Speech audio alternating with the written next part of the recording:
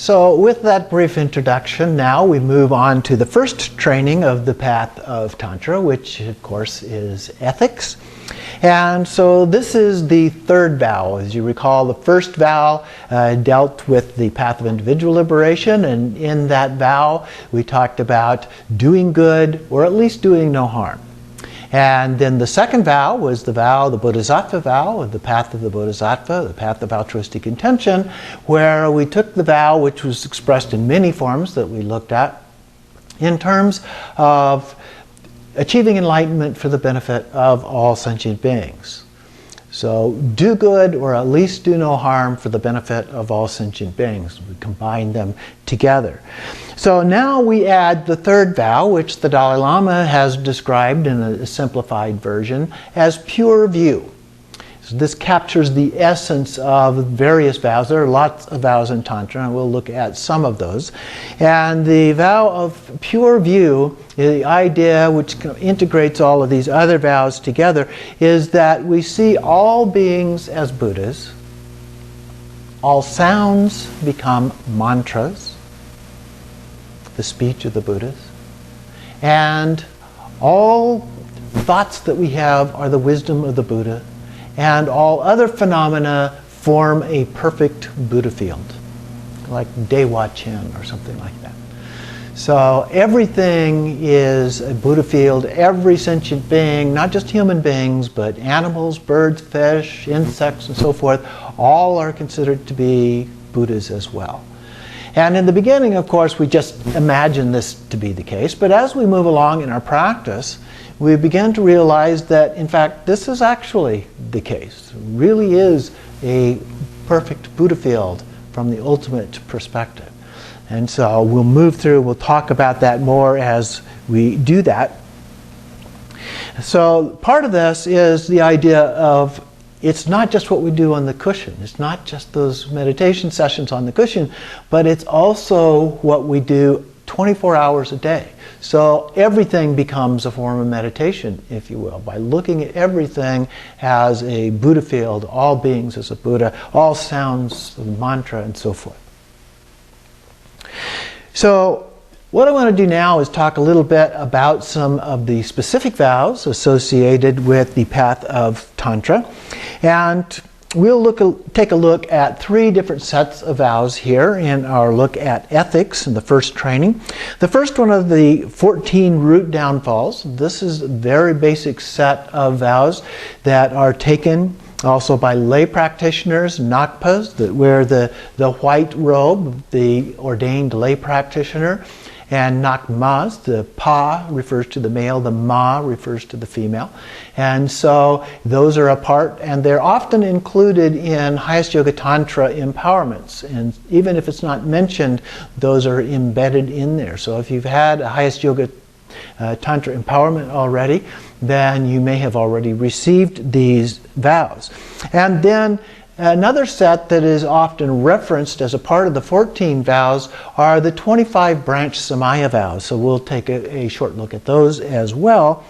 And then there are many vows associated with specific deities, with the tantras related to those deities.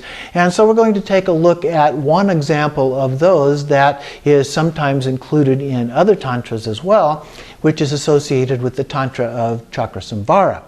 And those are the vows of the mother tantras.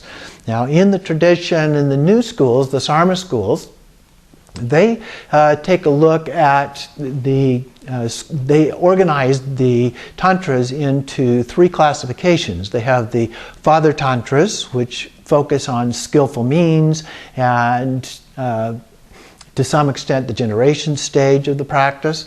And then they have the mother tantras, which focus more on the wisdom aspect of the tradition and to some extent more completion stage practices. And then they have the non-dual practices, which are neither one nor the other. They include both of them in a more equal manner.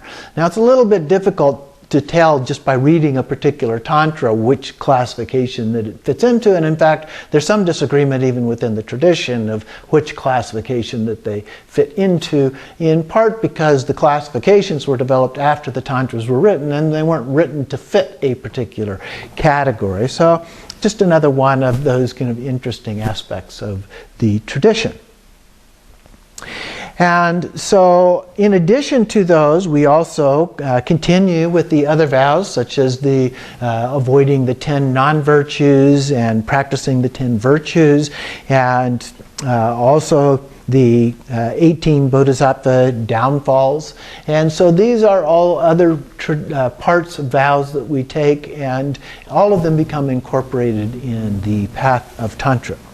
So there's a handout on these, and you can look at those, go through them briefly, starting with the 14 root downfalls.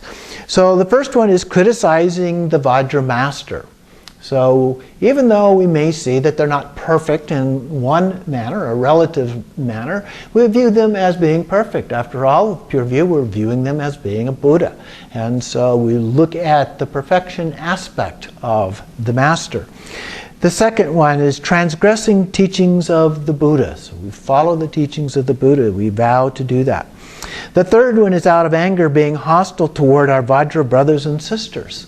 Those with whom we've taken other vows, empowerments and so forth. Anyone who is a Buddhist practitioner is part of the Sangha, if you will. 4 is forsaking love for all sentient beings, basically the Bodhisattva vow, so giving up the Bodhisattva vow there. Number 5, abandoning bodhicitta for the benefit of all sentient beings. Very similar. Now here's one you'll see in brackets, or illicit sexual activity. And that would be things like adultery or abuse and so forth. And there are different versions of these vows, and so the ones in brackets are ones that occur fairly frequently. The other ones are the ones that occur the most frequently. So number 6, disparaging our own or others' beliefs. And this includes a wide array of beliefs. It's not restricted just to our particular lineage. It's Buddhism, all the different paths. So we do not disparage the beliefs of the path of individual liberation or the path of the Bodhisattva, even though we're following the path of Tantra. And also then, number 7, revealing secrets of the Tantra to those who are not ready to understand. And so there's the secrecy aspect. We want to make sure that people have some background, some understanding. They know what the context is and what they're getting into before sharing these things with them. And then number 8, abusing your own embodied being as being impure. So part of this in pure view is seeing ourselves as Buddhas along with this, rather than being impure. We treat ourselves as if we are, in fact, a Buddha. In the beginning, we're pretending to be a Buddha, but ultimately, we become an actual Buddha. So we treat ourselves as being pure rather than impure. So we don't abuse our embodied being. Number 9, indulging doubts about natural pure Dharma. Now, doubts do come up from time to time, but as we move along and our faith and devotion become stronger, then we do not engage in those doubts. We let the doubts go. We trust, we do the practice. When we do the practice, then we become secure and convinced in the value of those practices, the benefits of the practices, and so forth. So that happens as we move along. And number 10, when qualified, refraining from stopping others from doing harm. So we don't want to allow people to do harm, but the idea is sometimes that can be bad for our karma. And so we have to be careful about that. So if we are qualified, we refrain from stopping others from doing harm. In other words, actually allowing them to do harm. This is not the kind of thing that we normally would practice. So that contingent, when qualified, is a very important part of the ethical proposition here. Number 11, claiming to be realized when we are not. That is, claiming that we are, in fact, enlightened, even though we are not.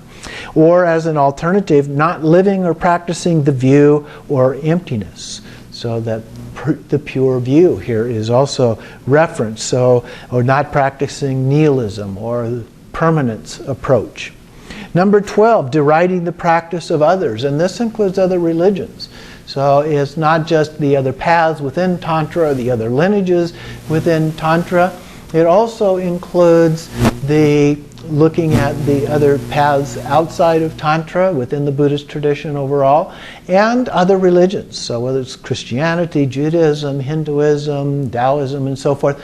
The other religions we also do not deride. And number 13, failing to understand or keep other samayas. Samaya means vows. So the other vows are also maintained. And so here, this is a reference, for example, to the 25 branch samayas that we'll take a look at here just momentarily. Or, as an alternative to that one, not taking what is offered as impure. So when we are offered, maybe we've taken a vow to be a vegetarian, for example, as many Buddhists do. Well, you may have taken a vow of not eating meat, but if somebody offers you meat, which normally you would not take because it is viewed as being impure, in the Tantric vow, we actually take the meat because it is not considered to be impure. We look at it with pure view. And as a result, this is sometimes criticized by other traditions, but in this tradition, when you look at things as being pure, they are not to be rejected. That's part of the Tantric vows, one of the root downfalls in some versions of the 14 root downfalls. And finally, the last one, and very important, especially looking back and considering the source of Tantra, the fact that it came out of the strength of the female tradition, the increase in the sacred feminine, and so forth. So number 14 is abusing or deriding a woman, the nature of wisdom. Okay, so females, all females are considered to be wisdom beings. It's a very important one. So now, the 25 branch samayas. The 25 branch samayas consist of 5 sets of 5. Some of them have multiple 5s in that second set of 5, as we'll see here just briefly. And so we have the 5 to recognize, the 5 not to be rejected, the 5 to be undertaken, the 5 to accept, and the 5 to be cultivated. So we'll look briefly at each of these. They're given in detail with lots of footnotes in the handout, so you can find these and see some elaboration beyond what I will talk about here.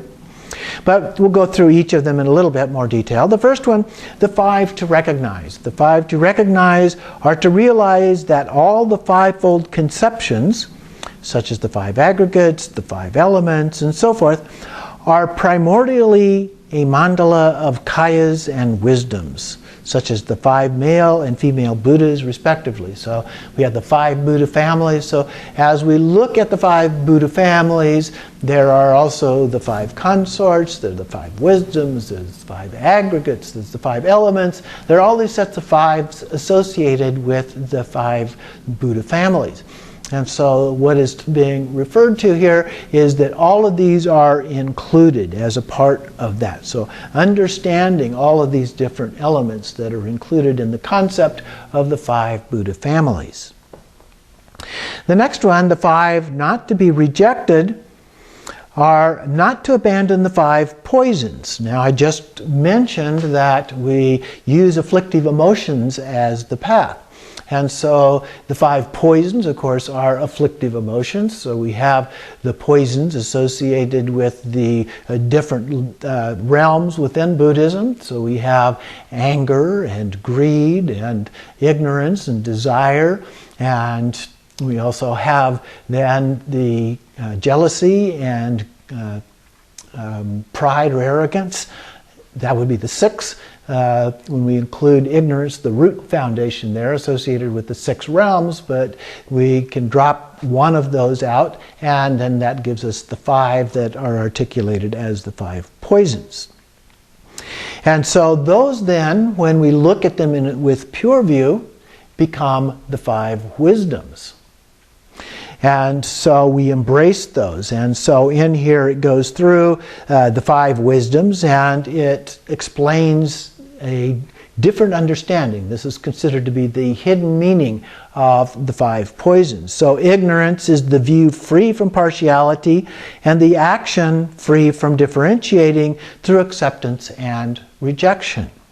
So no partiality, nothing is good or bad, it just is.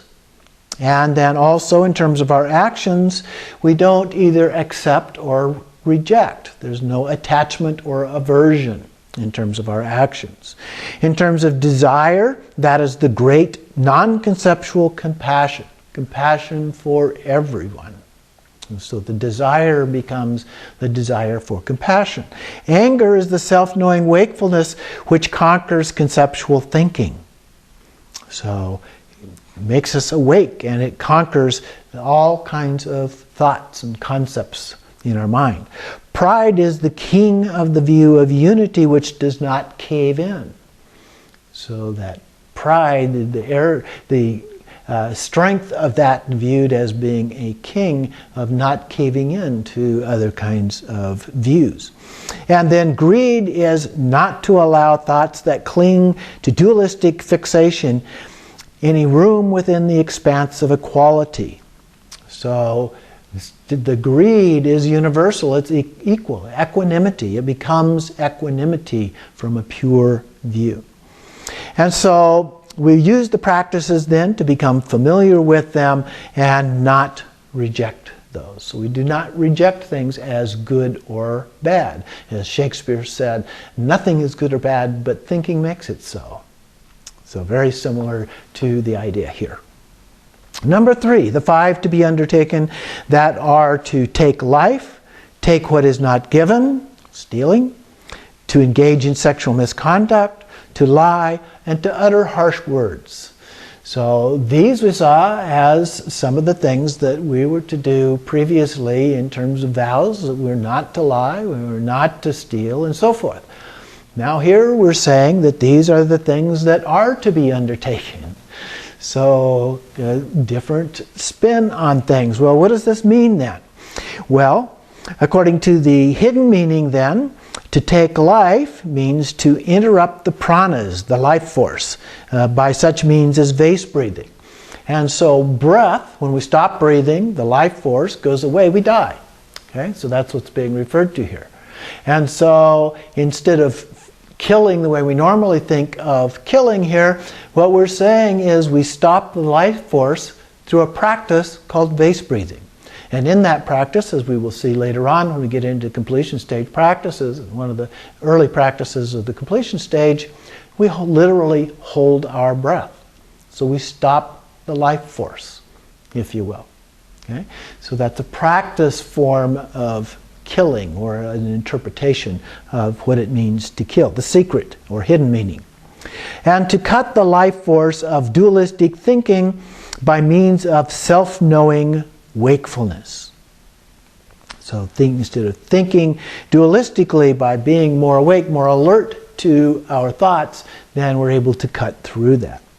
To take what is not given is to take the shukra of the queen, or the wisdom of great bliss that is not given by anyone. And so instead of taking that, to take what is not given, the idea is we do take the wisdom, the bliss of the tradition. So we develop this great bliss as a part of the practice. And then we have to engage in sexual misconduct is to practice the unchanging melting bliss by means of uniting self-knowing with the object of Mahamudra. And so this is a reference to some of the advanced practices in the completion stage, the bliss, the melting bliss, and that then becomes a step in the stage of then moving from the literal bliss or sexual bliss or imagined or visualized kind of bliss to transcendent bliss, the bliss of wisdom. So that is the key, the Mahamudra object here. And to lie is to deliver sentient beings from samsara, that is a non-existent presence. Okay? So we transcend samsara.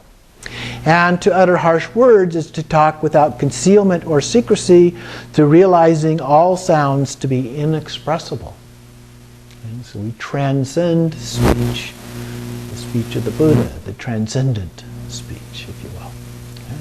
So those are the hidden or secret meanings of these. So when it says to lie, it is actually to transcend speech altogether. Number 4, the 5 to accept are to partake of the essences of red and white bodhicitta.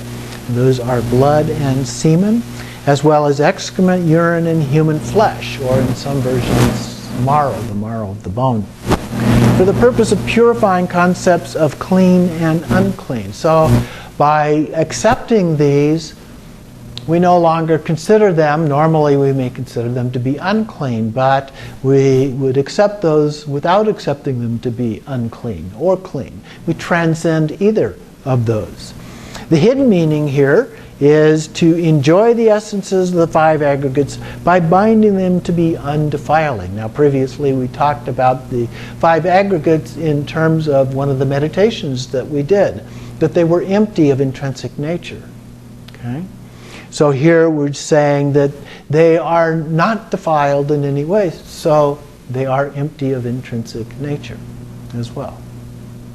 Number 5, the 5 to be cultivated are to correctly cultivate in one stream of being the 5 samayas, to recognize the means of the application of realizing and growing familiar with them.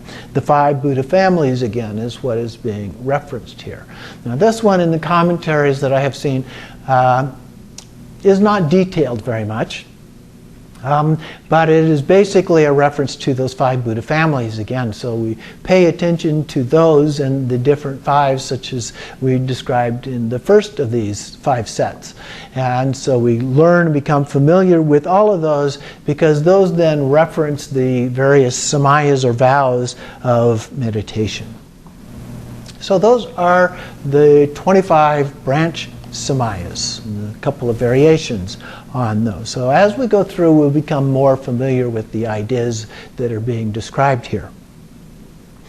The last set that we talk about here are the Mother Tantra vows. I mentioned this one is specifically associated with the Tantra of Chakrasamvara, and so it is an example of vows associated with a specific Tantra. And so here we have 8 vows. The first one, not to show contempt for left-handed behavior. The left-handed behavior, as you recall, are the practices with the karma mudra, the actual consort. Number 2, not to enter into sexual union with one who does not have the characteristics of a qualified consort. And so we will look at the qualifications, what it takes to be a qualified consort as we go through the practices. Number 3, not to lose one's meditative perspective at the time of sexual union. This basically means to remember that this is not having sex. This is the practice of Tantra as a meditation. And so you don't want to forget that when you're doing the practice. Number 4 is not to lose semen for the path of desire. And so the practices are we talked about remaining celibate, whether you consider that to be remaining celibate or not, the idea is that the male does not ejaculate during these practices. Now some say that the female does not have an orgasm either. In other cases they say that she does. There's some difference in terms of how those practices are done. We'll talk a little more about that later on as well. Number 5, not to abandon both types of consort. So here we're talking about the wisdom consort, the jnana mudra, the visualized consort, or the karma mudra, the actual consort. So we do not abandon both of those. Number 6, not to abandon that wisdom consort without her reaching the conclusion. Now this isn't exactly clear. It appears that the wisdom consort being referred to here is not the jnana mudra, because it's talking about reaching the conclusion, but rather a more generic usage of the term referring to the consort generally, And so this then could be referring to the wisdom consort as the wisdom aspect of all feminine, the divine feminine, if you will. And the conclusion there could actually be a reference to orgasm, the female orgasm, as a part of this. Or it could be a reference not to the physical act of orgasm, but to the female also achieving the state of bliss.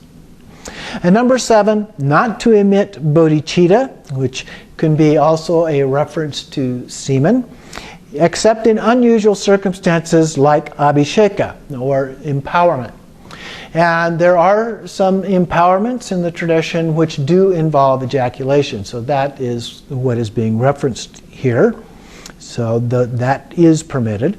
And finally, number 8, not to consider as impure the samaya substance, which is the fluid matter appearing from the womb of the wisdom woman. So again, wisdom woman here appears to be talking about the actual consort, the karma mudra, and so the female fluids that come associated with the sexual activity also is considered to be a pure substance. So these are the vows associated, one particular set of vows associated with the Chakrasamvara Tantra, just as an example of some of the other vows that we might see. But the essence of all of these vows, the essence again of the tantric vows and the Path of Tantra, the first training, the ethics training for the Path of Tantra, is pure view.